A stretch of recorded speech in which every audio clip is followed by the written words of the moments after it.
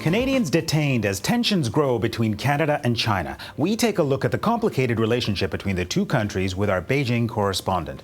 Also, how Canadian innovators are pushing the boundaries of 3D printing.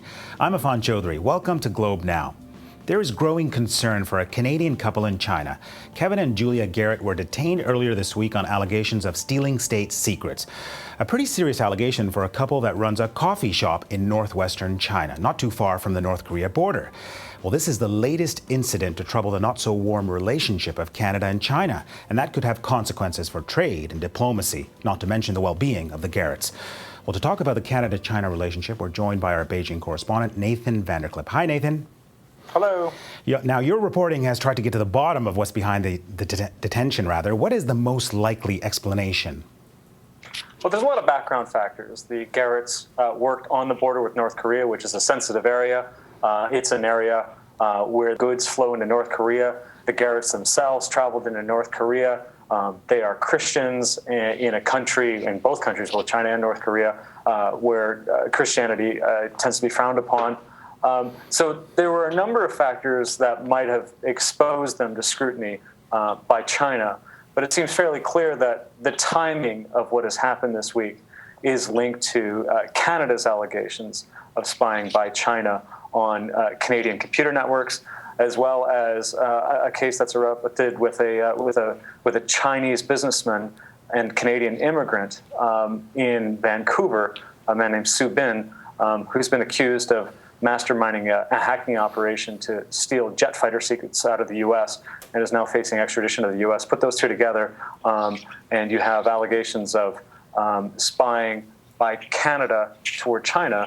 Now China's responding with allegations of Canadians spying and stealing secrets here in China. So a tit-for-tat aspect to this, I mean, what do you think could be the implications for the trade partnership between Canada and China? Well, China is Canada's second largest trading partner.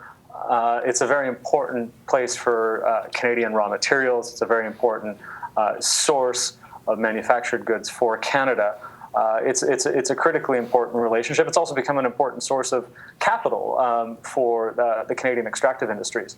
So it's a critically important relationship and one that Canada has a lot of reason to maintain. It's also a very broad and complicated relationship. So there's good reason to believe that the trading aspects of the relationship can be kept separate from whatever happens between Canada and China on some of these spying allegations. On the other hand, there is growing skepticism in Canada toward China and growing concern about what growing trade with China means for Canada. And if this case with the Garrett family continues for a long time, it could prove to harm that relationship. I mean, let's be honest, this wasn't a particularly warm relationship to begin with, and we have Prime Minister Harper scheduled to visit Beijing this fall. What is the Chinese government view of the Canadian government right now? Well, it views Canada with a continued level of distrust, which is something that the Chinese diplomats continually say, that they're working to build more trust with Canada. Prime Minister Harper has been invited to a bilateral meeting with Chinese leadership here in November when he comes for APEC meetings. That invitation he's still expected to accept. That meeting appears to still be on. So that relationship continues in that sense. But it's clear that China has some concerns, too, about its treatment by Canada. So there are issues on both sides here.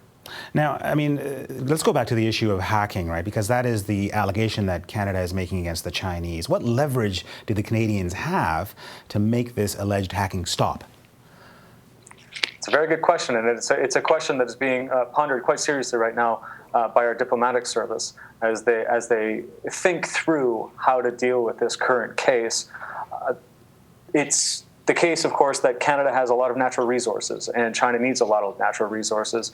China has become a fairly major player in the Canadian oil sands. It stands to be a fairly major player in the extraction and shipment of Canadian natural gas. So Canada potentially has leverage there. China potentially, because it covets those natural resources, may be leery of damaging the relationship. But on the other hand, I mean, Canada's not the U.S., it's not the U.K., it's not a country that has a tremendous amount of leverage over China. Interesting. Thank you so much, Nathan. Thank you. Well, we want to hear from you. Has Canada handled the detention of these expats well? Should Canada be taking on a more confrontational approach with its China policies? Tweet us at Globe Now.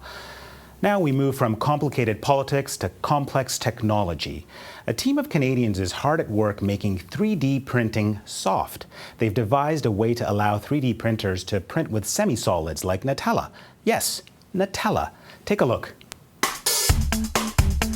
Our extruder works by plunging a soft material through a small nozzle. So universal paste extruder is what we make, and it allows makers and creative types to do a lot more with their 3D printer. The universality of this device means that we're making an add-on. We're not making a whole nother 3D printer that you're going to have to buy. You can just take our device and connect right to it. So traditionally, it's always been hard plastic. You're limited to very rigid and brittle materials, whereas now with paste, we can print soft materials, edible materials. An example with the silicone is printed orthotics. For a child whose feet grow rapidly year over year, it can be a very expensive cost to a family. With a MakerBot and the Discovery extruder, universal paste extruder, you would be able to print a new insole at a couple dollars every few months as your foot grows. We've printed with a lot of different engineering and science materials like polyurethanes, latex, silicones. We've also experimented with a lot of other fun stuff. We've printed with Nutella, which has been great at trade shows and maker fairs to really show off the capabilities of our product. This weekend we tried to print with Cheese Whiz, which was fun. It wasn't so successful, but that's one of the things we preach with our product is explore, experiment, see what you can get to print with your device. Well, that's all for today's show. If you've got a moment, hop onto Twitter. Are you convinced by how 3D printing could make an impact in your life? And tell us, what would you do if you could print an object out in Play-Doh or candy? Tweet us at Globe Now. I'm Affan Chowdhry. Thanks for watching.